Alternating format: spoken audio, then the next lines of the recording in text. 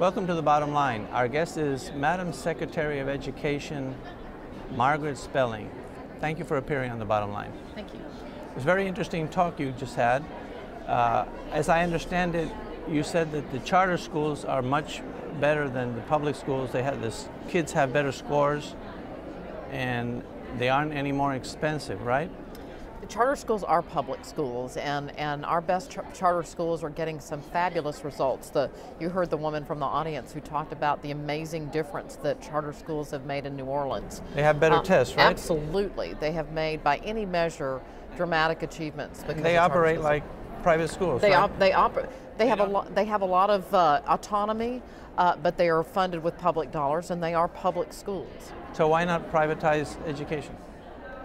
Well, as far as I'm concerned, as long as we have information and results that parents can be armed with, that they can choose charter schools or have other options, you know, I'm all for it. And I think where we've tried it, like in New Orleans and like here in the DC area with the DC Scholarship Program, we've seen good success. Is education a proper function of the federal government? Well, I mean, I think, you know, clearly education was reserved to the states. 90% plus of investments on behalf of our schools are made by state and local governments. The 40-year commitment or investment in our schools from Washington has been around the needs of our most disadvantaged students, disabled students, poor and minority students. And I think what President Bush believed, and I certainly shared his belief, that if we're going to spend federal dollars, we ought to be getting something for it. We tried for 40 years the strategy of putting the money out and hoping for the best, and we had flatline achievement.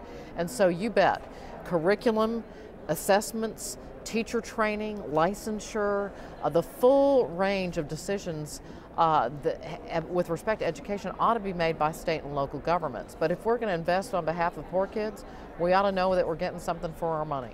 The Constitution doesn't give the federal government any authority to spend money and to operate educational services, is that correct?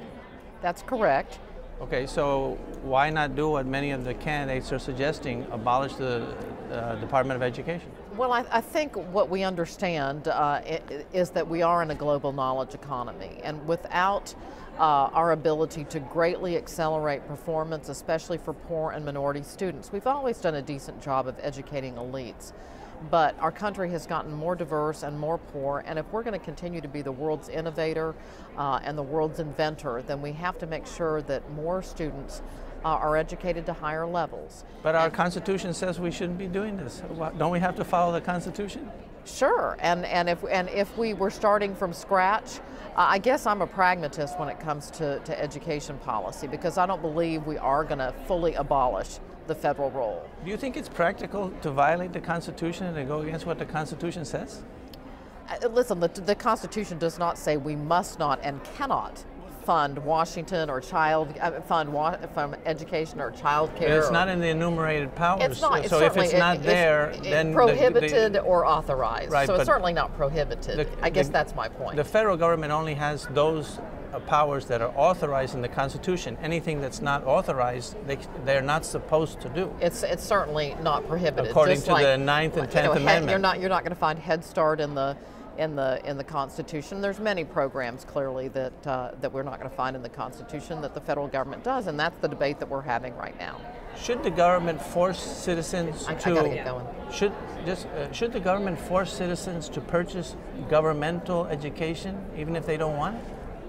Well, that's why, as I said a bit ago, that I think, you know, we ought to have a lot more choice. We ought to have school vouchers. We ought to have opportunities for students to attend charter schools and greater options and greater parent empowerment, you bet. But it's wrong if a parent doesn't want to send his child to a public school, why should we force him to pay taxes in order to support a school he doesn't want to use? Well, as I said, you know, just like with roads and things like that where we drive on highways. Only the people that use the roads pay for the roads because they pay through a gas tax. So that's a fee-based service.